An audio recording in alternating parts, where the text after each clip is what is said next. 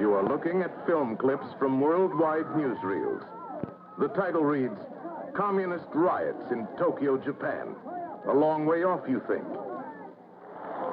This communist mob is in Venezuela, right in our own backyard, attacking an American citizen and his wife. A kangaroo court in Havana, condemning hundreds to the firing squad because they incurred the displeasure of Castro and his crowd. This is happening 90 miles from our mainland. Less than 10 minutes by jet bomber. Less than 5 minutes by rocket missile. And where do you think this is? It's communist-inspired student rioting in San Francisco, USA. Look at those faces. The face of communism in America. Is it not high time we ask ourselves?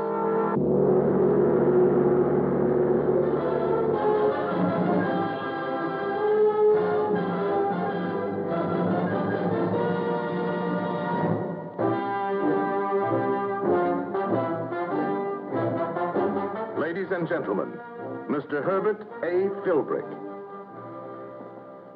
What is communism?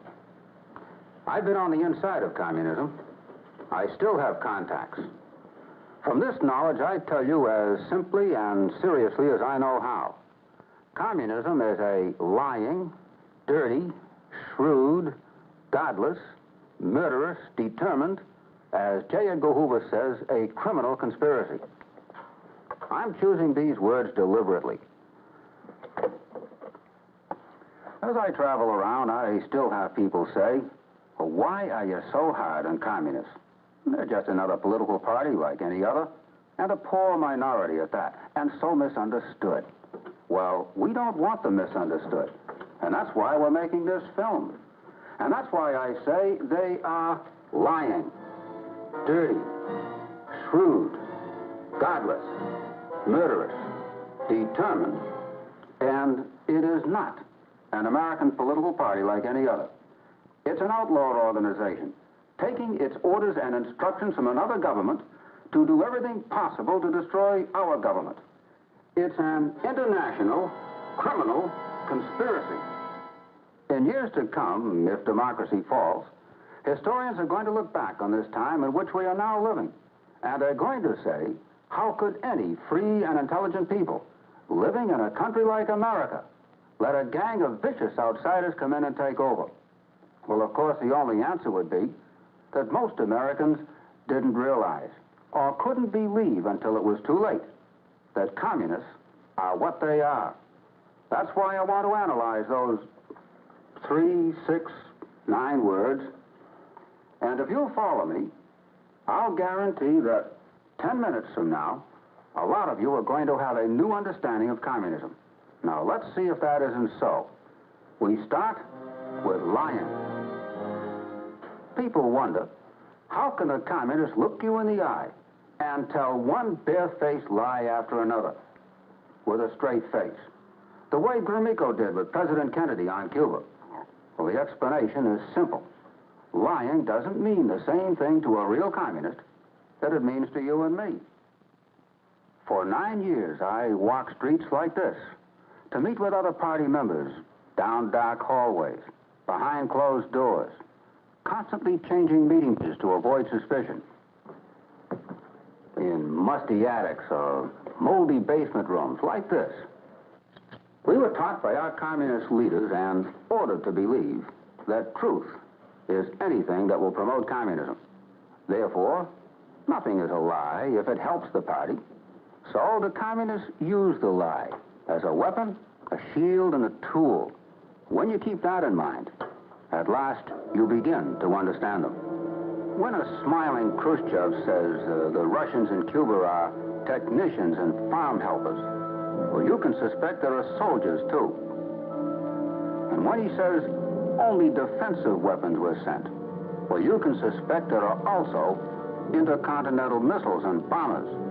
And when he says now they removed them all, well, what do you think? Since it is their sworn duty to tell us whatever will best serve their cause, we should always suspect they are lying. Lying is one of their best tools for playing dirty. Dirty, mean, despicable, ruthless. Slander, blackmail, corruption of character, to stock and trade. They recognize no such things as human dignity or any rights of the individual. Class hatred and open class warfare are their specialty. If they can get a few people killed, well, so much the better. As some were killed in this communist-incited race riot. At this, they are not only dirty, but they are oh so shrewd. Give them credit. They know Americans better than most Americans know communists. They are shrewd with words. How many Americans would volunteer for the Communist Army? Yet, many enlisted when it was called the Abraham Lincoln Brigade, and went off to fight and die with the Communists in the Spanish Civil War. When, in 1943, for tactical reasons, the Communist Party eliminated the Young Communist League, it instantly became the American Youth for Democracy. They don't say, give us the right to operate subversively in our midst. They say, defend the Bill of Rights. They don't call their campaign against our Internal Security Act by that name. They used the Citizens Committee for Constitutional Liberties and the American Committee for the Protection of Foreign Bond. There's the American League for Peace and Democracy, and so on. Well, that last mouthful combines a number of words our people like. Peace, democracy, even the American League. But this is only a drop in the bucket. The communists are past masters at getting other people to do their dirty work for them. They take over organization after organization in America in just 2 steps: infiltration and agitation. This is what they work at day and night. This is what accounts for much of their success. You want a shocker? Well, in that list up there, in place of those thinly veiled commie fronts, let's substitute some other names, respectable names, that have been infiltrated to a greater or lesser degree. I hope you are more than shocked. I hope you are aroused. Because we have it on no less authority than J. Edgar Hoover that communists and fellow travelers have penetrated every category up there, and more. Well, you think a few maybe, but it doesn't take many. It has been tragically proven time and again that one dedicated communist in a key spot, such as Alger Hiss in the State Department, or Harry Dexter White in the Treasury Department, or in any position to influence command decisions, can wreck our hopes, slaughter our soldiers, and weaken our nation. But we must hurry on. I've said these fellows are lying, dirty, shrewd, and I say they are godless.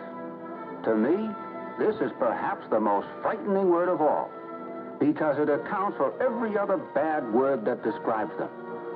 When the Reds tear down their churches or turn them into common warehouses, when they torture and kill their priests, ministers, and rabbis, we are horrified, yes. But why are we surprised? What do you expect of a people who say the church is our enemy and must be destroyed? No one can be a true communist and hold any religious convictions. I say to you, it is bad to be irreligious, but it is far worse to be anti-religious. It is reprehensible to be immoral, but it is horrifying to be unmoral. To them, any wrong they do is right. Well, these are some of the more frightening facts we must understand if we are going to understand communism, and we'd better understand it. My grandmother used to say, what you don't know won't hurt you. But today, what you don't know can kill you, and I mean that literally. The communists are murderers. Of course, they don't call it that. Whether they're casually shooting individuals who get in their way, or as in the Katyn Forest Massacre in 1940, maliciously executing 15,000 Polish officers and intellectuals. In the words of an official United States Congressional Committee, the committee unanimously agrees that its investigation proves conclusively and irrevocably the Soviet NKVD, the People's Commissariat of Internal Affairs, committed this massacre. a calculated plot to eliminate all Polish leaders who subsequently would have opposed the Soviets' plan for communizing Poland. This was plotted shortly after the Soviets' treacherous invasion of Poland in the fall of 1939. We'll not prolong these gruesome scenes taken from this official hearing and report of the United States Congressional Committee, but while you're recoiling from this sight, save a little shudder for yourself. Why? Because this is part of what is planned for you. Yes, the communists have plans for you. As soon as they're in power, they will arrest many of you, seize your property. If you're important enough, they will shoot you, along with all community leaders. The rest of you will be regimented, and some of you forced into slave labor. This is the planned, plotted, tested program they are determined to execute in this country, as they already have in many others. Don't think for a minute their program is on a take-it-or-leave-it basis. When you see where the Reds have grabbed a new slice of territory here or a whole nation there, well, don't tranquilize yourself with the thought that this will satisfy them. Every move they make, every piece of ground they gobble up, every labor union, every government agency, every local organization they infiltrate in this country is just one more step towards their main goal, which is America and you.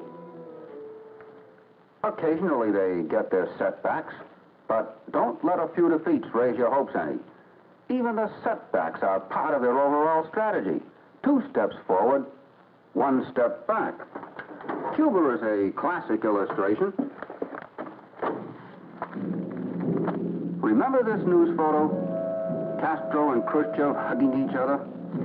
We thought it a little ridiculous at the time, rather disgusting, and let it go at that. The next thing we know, the Russians put missiles and bombers on the island. Then we suddenly come to life and say, wait a minute, back up there. So they take 1 step back. They make a show of removal. But see what they still gain in the maneuver? We think we won a victory. So we relax. And they end up with who knows how many missiles and bases and military personnel established 90 miles off our coast. Well, that's the story of our experience with the communists. When we get mad enough to call a halt to something, they back up and say, okay, don't get excited, let's coexist. So we relax again.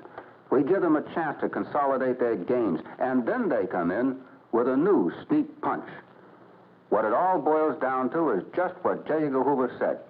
It's the greatest danger we face in the world today. Well, I promised you 10 minutes ago that by this time you would have a new understanding of communism. Too long we have been thinking of communists as misguided but human beings with humane feelings and responses. What we have just shown you exposes them for what they really are: lying, dirty, shrewd, godless, determined, and international criminal conspiracy. This is the true nature of the enemy. This is communism.